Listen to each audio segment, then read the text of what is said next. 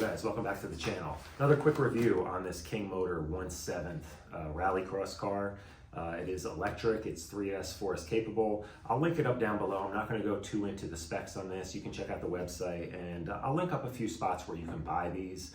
Not the easiest thing to find here in the States, and that's like one drawback to this, of course, is finding parts and getting the vehicle itself is going to be not the easiest. It's not like going down to your local hobby shop and buying a Traxxas, right?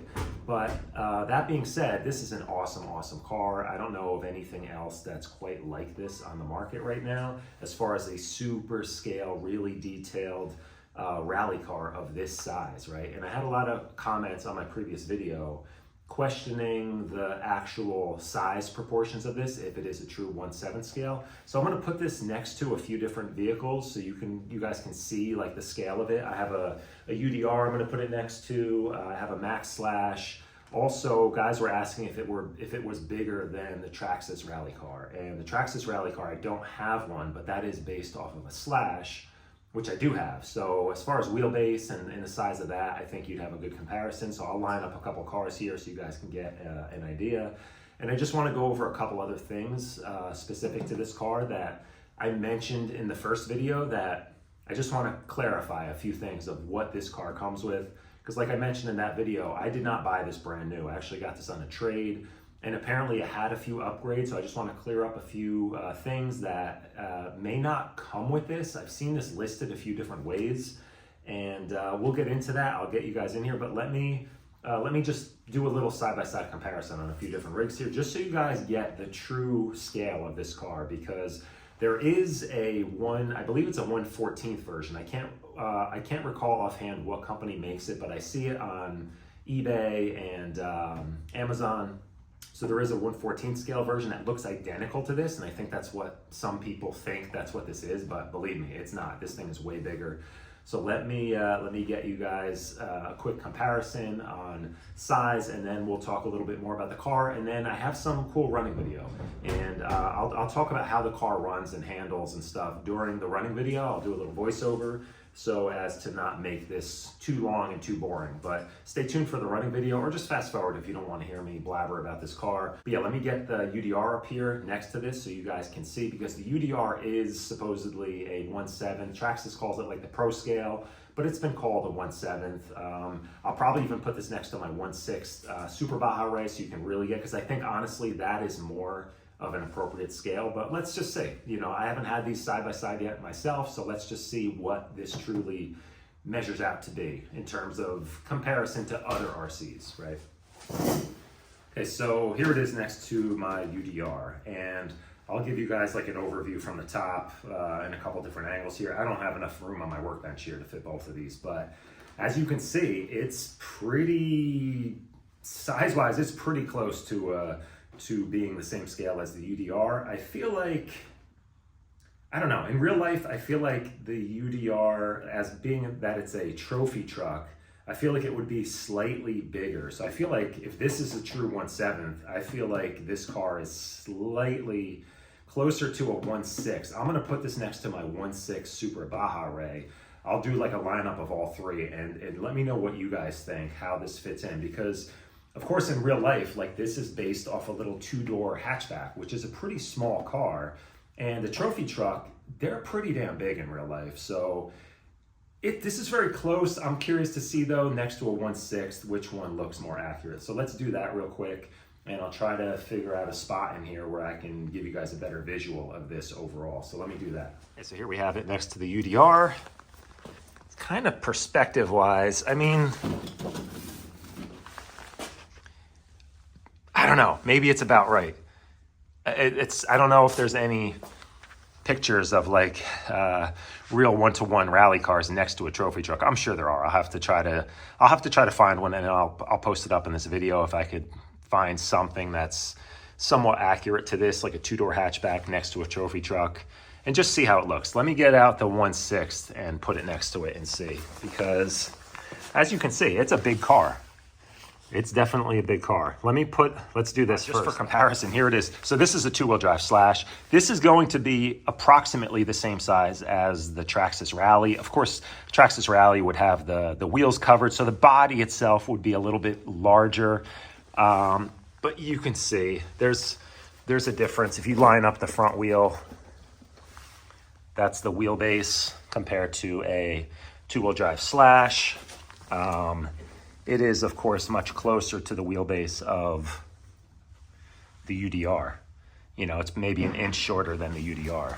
So it's in my opinion, much closer to UDR scale than it is to 10 scale, or what Traxxas is calling a short course 10 scale.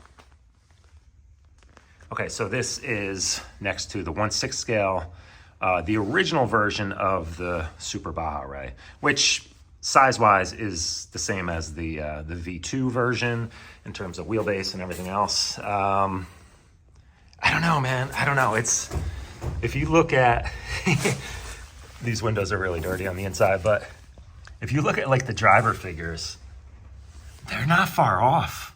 The helmets on these, like if you look at like how scale everything looks, that's a scale looking helmet on that driver. You know, pretty scale looking on there. The helmet on this driver is bigger than on the 1/6. So like these would not look out of place in a 1/6 trophy truck. And I feel like size wise, you know, again, this is a little hatchback, based on a little hatchback car. That's a full size, based on a full size pickup to some extent, but everything is really like bulged out on trophy trucks, you know, wider fender kits, and they're bigger than your average full size pickup truck. So I feel like in real life, full size, like whatever it is, F-150 or something next to a little hatchback, that's pretty close. So in my opinion, this thing could pass easily. If they call this a 1/6 scale, I would not disagree. I wouldn't disagree. So 7 scale, absolutely, all day long. Here we have a little car pileup, and as you can see, it's pretty close. Next to a 1/6 scale crawler, and again, it's fairly accurate, I feel like. Even though that's based on a Tacoma, I don't know, that one's a little off. It could be a Tundra, I suppose. If that was a Tundra with like, I don't know, 48s, that would be about right. It's next to the Traxxas Max Slash. So you really get an idea of how big this car is. Okay, so hopefully that helps out, guys, to give you an idea of the size of this car. I'll just do some quick measurements here. You can find all the specs online again. The wheelbase here is about 14 5/8 in American units. It's overall about 9 inches high, and body end to end, you're looking at about 25 inches, and you know, give or take 10.5, 11 inches wide at the fenders. So it's pretty big. It's a good size for sure. I don't know if there's anything bigger that is an electric rally car at this point. I think there's definitely a few out there that are gas powered. But yeah, so that's that. So I just want to show you guys a couple things real quick that in terms of what comes with this car and what doesn't, as far as what I've learned. And I'll show you a couple things like upgrade parts that I have for this that I think maybe are going to be necessary long term. And then we're going to get to the running video, and then I'll discuss what my thoughts are on this car overall and just some pros and cons. Let's start off with this. This is the biggest pack that I can fit into this battery tray as it is. There are adjustments on there. You can slide it out, but this is about the max size. So if you want to look up the specs on this, 4S CNHL 6000, really great battery pack for this truck. I like these a lot. They're a pretty good deal on these on Amazon a lot of times, or directly on the CNHL website. I really like these. Great performance. They've held up excellent, and for the money, I don't think you can beat these. So I just wanted to show you guys that. Now let's talk about. I mentioned last time that it comes with these inner Lexan fenders. I don't think it does. So if you look on their website, the car does not have these on it, right? And anywhere else I've seen it, on eBay, on AliExpress, it does not show these. I found a seller on AliExpress, I will link up down below, that seems to have a lot of the upgrade parts for these available. And these are listed as a separate option. I forget what the price on them. They were like 30, 40 bucks if I remember correctly. I would recommend these, even though I did say in the last video, you do get a lot of debris in this car. I think it would be 10 times worse without these. And I like the way it looks, you know, with the scale body. You can't see inside through the wheel wells. I really recommend getting these. Also, I would highly recommend, I think I'm gonna order one. If I can't find one from a different car that I have lying around that will fit, I wanna do a mesh cover in here to keep the debris out, because I mentioned the last time when I was running this, I got like a rock jammed up underneath my spur gear, and I'll show you guys if you can see. Look how chewed up that is. There's just teeth missing. It sounds horrible. It's kind of jammed up right now. But luckily, like I said, I got this thing on a trade, and the guy included a whole bunch of extra parts here. So this is a full center diff with a metal spur. You can buy just the metal spur. A little pricey. I want to say it was like 30 bucks on AliExpress for just the spur gear. But this, fortunately, I have the entire center diff, so I'll swap that out. That should solve that problem. He also gave me a couple of, I haven't had any issues with that. Hopefully I don't. These, I forget, stock. I think he said maybe he had a problem with them. I can't remember. And then he gave me some aluminum upgrade parts here. These are the pinion gears that go with those spurs. So I should be set with this thing. I haven't had any other issues with this aside from just the spur gear getting chewed up. I haven't run it a ton. I added this motor fan because this does get a little bit hot, especially if you're running on 4S in hotter weather. I have to see what gearing this is. While this is a part, they do offer a smaller spur. I think it was a 48 or a 46 option. I gotta see which one this is, but I do wanna gear this up a little bit. A little bit more speed would be good. I don't know what the exact speed is on this. I didn't run my GNSS on here yet, but it could use a little bit more speed off-road, in my opinion. But other than that, everything else has worked out great. I did replace this, I did replace the servo horn with this aluminum Techno servo horn.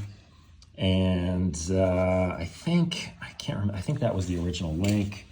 I'm trying to recall what the original servo horn looked like, but I think it was nylon and I didn't trust it, so I found this one fit pretty well. So from what I can see from the pictures, their website is not the greatest, right? It appears they all come with this nice aluminum machined receiver box. It appears that the electronics are similar. I did see one, I think, that had a slightly different KV motor in it, so I'm not sure if they changed that out. But it seems like they also come stock with, let's see if I can even see them with these guards on, but it's hard to see, but they have nice CNC machined, like black anodized shock towers that appear to be stock. All the pictures I've seen come with those stock. It's mostly like this. Like I said, it just doesn't, I haven't seen any that come with these. And then also for the electronics, I've seen this listed on their website with no radio or receiver, which maybe, honestly, that's a good thing, because the one it came with, and the one I've seen it listed on eBay with is the FlySky G7P. I'm not a huge fan of it. It's not intuitive to go through all the setup. And as far as I know, the receiver has a gyro, but the radio doesn't function. Like, that function is not enabled for some reason. That's super annoying, because it would be cool to have a gyro when you have this. This has a, I should mention, if you don't know, this has selectable, remote selectable two-wheel drive or all-wheel drive. So I think in the two-wheel drive mode especially, it'd be nice to have that working gyro, just so you can control the drift a little bit, and, you know, a little like cheat mode. Other than that, I've had no issues with this car. I think these tires, if you're gonna run on pavement, these things will wear out quick, especially in two-wheel drive if you're drifting around quite a bit. These two I'll mention do not come standard. These are like little additional skid plates, front and rear stainless steel. I think they work really well. They do also sell, I'll insert a picture here, they have like a mudguard that mounts to the front that fills in the whole open area under the front of the body. And I think that'll help prevent a bunch of crap from getting inside. And then also it might just help protect that front nose of the body too, because it hangs down really low and does get caught up on quite a few things. I'm gonna try to max out the or at least stiffen up the front here. Not really max out the preload, but just get it riding higher in the front, just so I can drive it off-road in some rockier terrain without it really destroying the front of that body. But that's it, guys. Let's get to the running video. I don't want to bore you guys to death here. Overall, I really love this car. Oh, one other exciting thing. In the next video, this thing should sound awesome. I have a ESS dual sound module that I'm going to mount up in here, and from what I've heard, the rally car sound that they have for that module sounds really good and really authentic. I think it's going to be super cool. I hope it's loud enough to really hear it. You know, from coming from a distance, I think it's going to sound super cool. So just to add to the overall scale experience of driving this car. So check out some future videos. I'm gonna eventually, I got to do a playlist for this car, so you'll see everything in one spot. But yeah, if you like the video, consider subscribing and stay tuned. I'm gonna have a running video right now, and we'll talk about how this car handles and what I like about it and what I don't like about it. So let's get into that. The cool thing I realized, when you have it in two-wheel drive mode and you just hit the brakes hard enough, you could actually do like a little brake slide.